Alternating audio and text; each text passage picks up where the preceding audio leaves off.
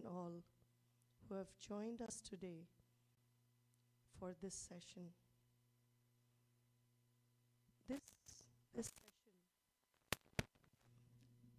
This session is about reading, internalizing, and radiating the principles of living enlightenment.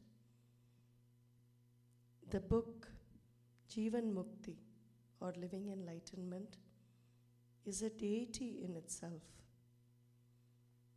And we worship and we revere the book to share with us, to show us the path to enlightenment and liberation. So please join us as we invoke the presence of Guru and God with the Sadguru Vandanam. Nityanandam Paramasukadam Kevalam Jnanamurtim Dvandvatitam Gagana Sadrisham Tattvamasyadilaksham Ekam Nityam Vimalamachalam Sarvadi Sakshibhutam Bhavatitam.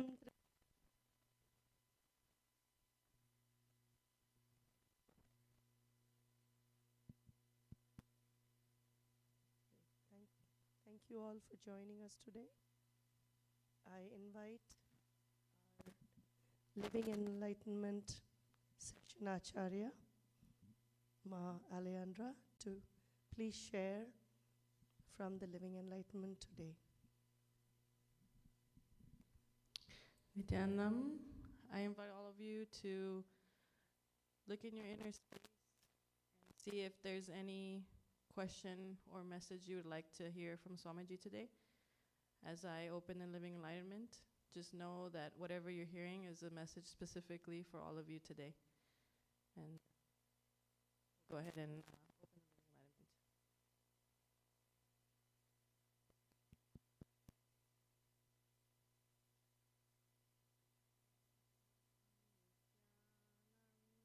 Enlightenment. Paramashivoham Om Nityananda Paramashivoham Om Nityananda Paramashivoham Om Nityananda Paramashivoham.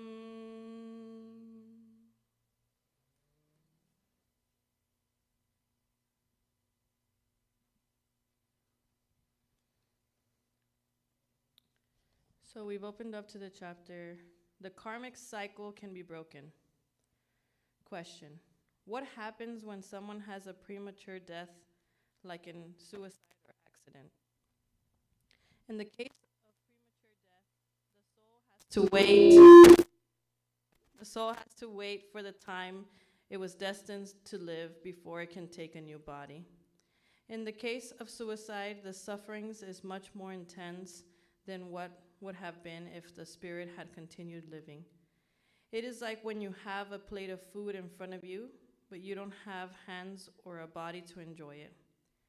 In the case of accidents, the spirit has to be without body, but there is no suffering.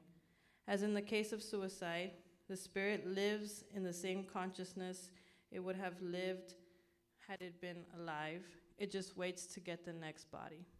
Question: why do we do the rituals and annual rites related to departed souls? The rituals related to departed souls are to help the people who are living to accept the departure of the person.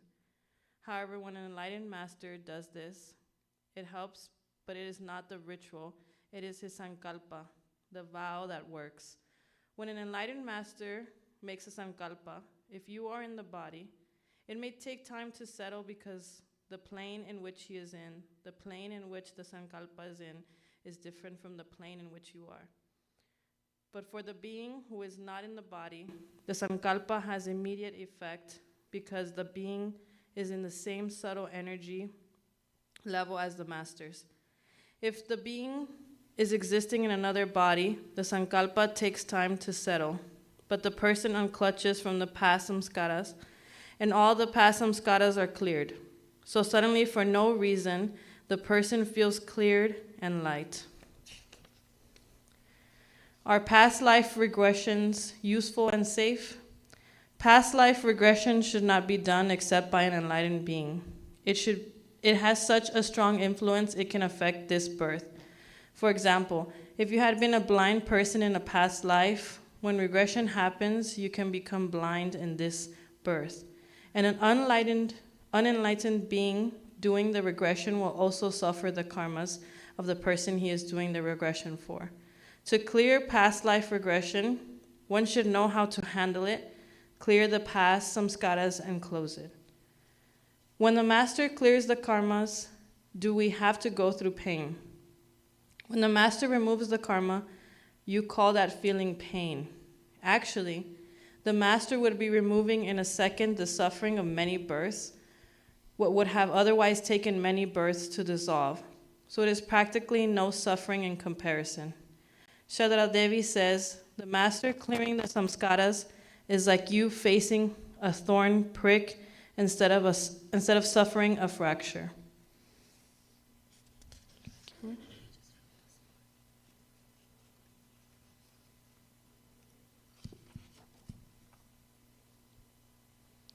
You teach us meditation. What is the point of meditation when the rest of the world is suffering?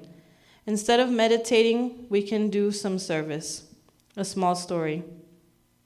There was a king who was known to be compassionate. He used to go around his kingdom unannounced to see how his subjects were. One day he saw a small boy catching a pigeon. The boy held the pigeon tightly in his hand, and as it tried to flutter desperately, the king asked the boy, "Don't you see the bird is afraid and struggling? Why don't you free it?" The boy did not know he was speaking to the king. He said, "Sir, I have caught this pigeon after a long wait. How can I give it up?" The king thought briefly and then asked the boy if he would sell the pigeon. The boy readily agreed. The king handed the boy a gold coin in exchange for the bird. By then, a crowd had gathered around the king. They watched as the king took the pigeon and waved his hands upward, releasing the bird. The king was very happy to free the bird, at the same time to see the crowd praising him. The king asked if anybody else had any captive bird. A few people came forward. The king asked them to get their birds, and he gave them all a gold coin, each in exchange. Then he proudly released the birds. After a few days, the king's advisor, a wise sage, paid a visit to the palace. He asked the king to come with him in disguise to visit the kingdom. The king in disguise went with the sage to a forest. To his utter surprise, he saw several villagers busy setting up traps to catch the birds. Many birds were even losing their lives because of the crude traps. The people were now deliberately catching birds to get a gold coin in exchange for the bird from the king. The sage asked the king, why do the birds have to pay such a heavy price for you to show your so-called compassion?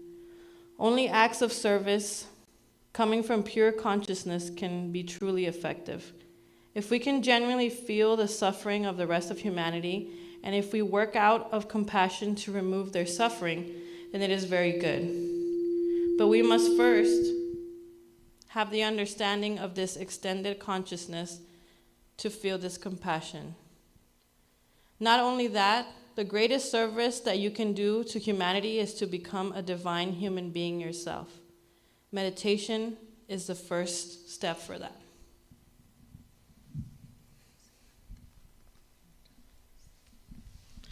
Yeah, so we just heard the message that Swamiji gave us today from the chapter of the karmic cycle can be broken, and we're seeing, the importance of meditation and what it means to have compassion. I think a lot of times we are confused about what compassion can look like, and can act in that space, but sometimes it's truly not out of the space of compassion. And so aligning ourselves again to truly understand what is the space of compassion. And Swamiji suggesting, through the steps of meditation, we can find that. And so now I want to open it up from anyone sitting here today if they have any internalizations from hearing the reading today, and if they'd like to share anything based off what they heard from the reading.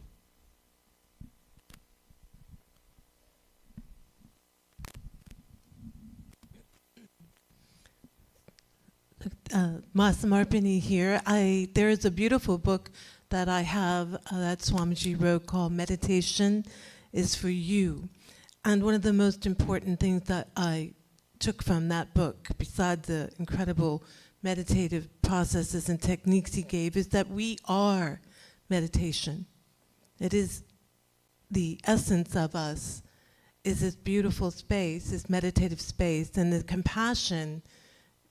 I feel the compassion comes from an overflowing of love that we have inside of us when we dissolve our inner image, our negative inner image, and we become that which we are, which Swamiji is always telling us, you are that, tattvamasi, you are that.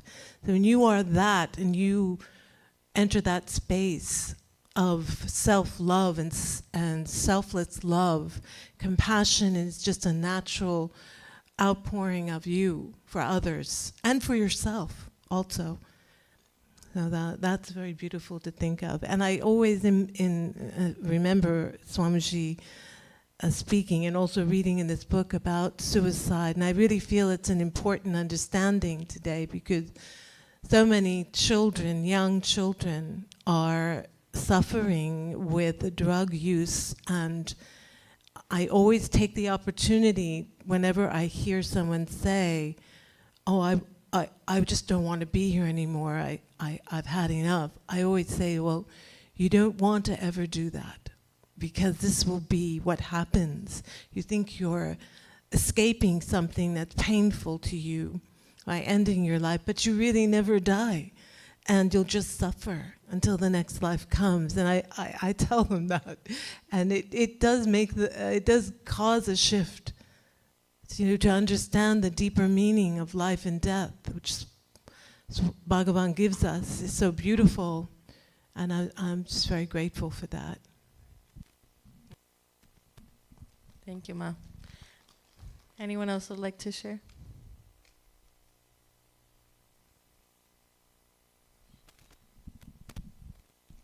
Nityananda, me. I really agree with what you said, and I just wanted to say that discovering compassion thanks to meditation is such a beautiful path.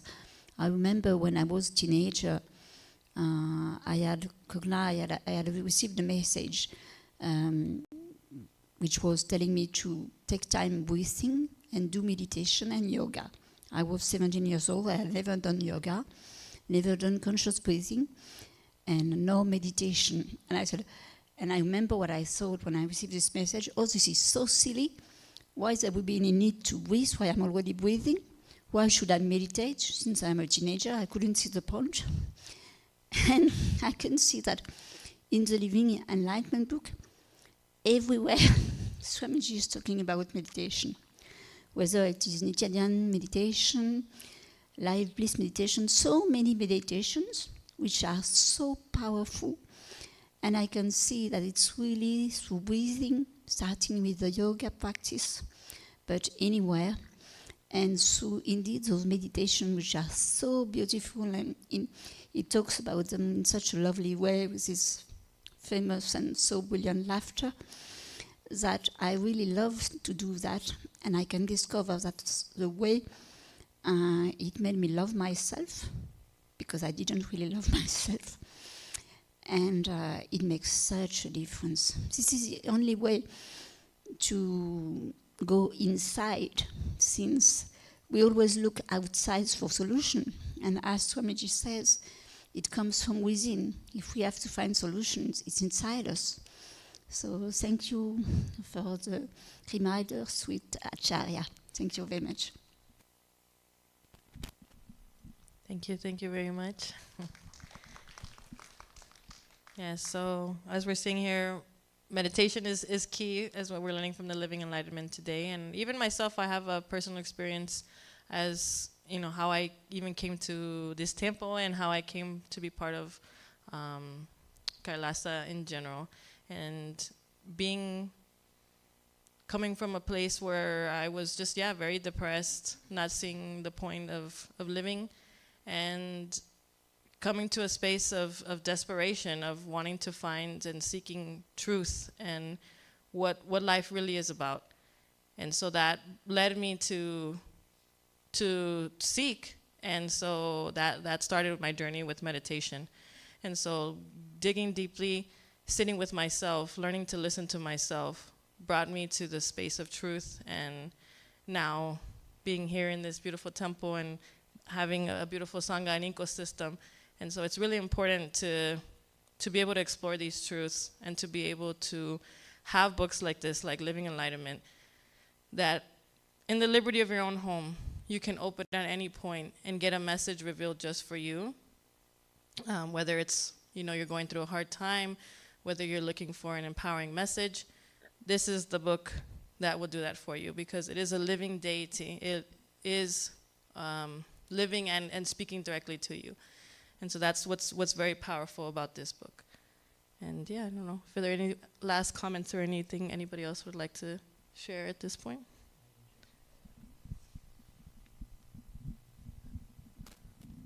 Thank you, Ma. This is Vedatmananda.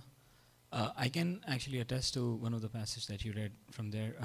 There's somebody close to our family relative passed away. She committed suicide in 2022, and one of our family members used to see her in dreams very regularly in a lot of agony.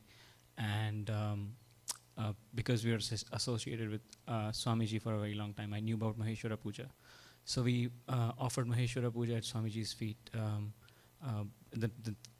the next chance we got.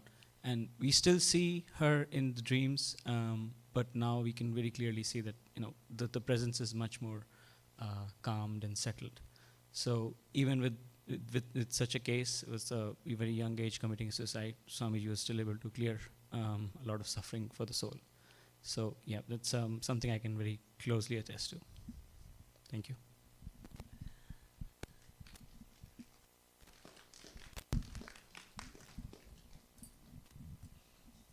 Great. So I just wanted to add that living enlightenment is about living in this moment at your peak, highest possibility. And it is sharing that enlightenment is not what you achieve when you're leaving the body or when you're ready to pass, but it is actually about living it right now, this very moment. And that is what the book Living Enlightenment and the Supreme Pontiff of Hinduism, Bhagavan Nityananda Paramashivam, shares with all of us through this book. And as he had shared, by reading this book completely and living by it, radiating the principles and the knowledge that comes from the book, is going to guarantee living enlightenment every moment of your life. So we wish the peak possibility, the highest possibility for each and every one of you who are with us today on this very auspicious day. Begin today, begin now. You will definitely see that difference in life, and you will know to achieve every sankalpa or intention that you want for yourself, and you will be able to help others in helping them find what they want to achieve. So we wish the very best for everyone, and we encourage everybody to please take a look and read this book. The book is magic. The book is a miracle worker for us, and we wish the same for all of you. So with the deepest of respects, gratitude, devotion and surrender to the Living Enlightenment Jeeven Mukthi book and to the Supreme Pontiff of Hinduism, Bhagavan Nityananda Parameshwar, we end this session with the Purna Mantra, attaining, achieving, and working towards fulfillment and completion for all. Om Purnamada Purnamidam Purnat Purnamudachyate Purnasya Purnamadaya Purnameva Vasishyate.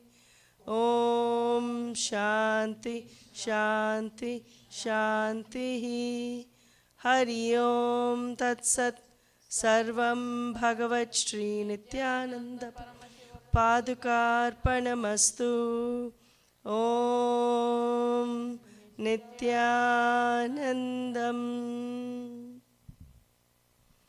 Nityanandam, everyone.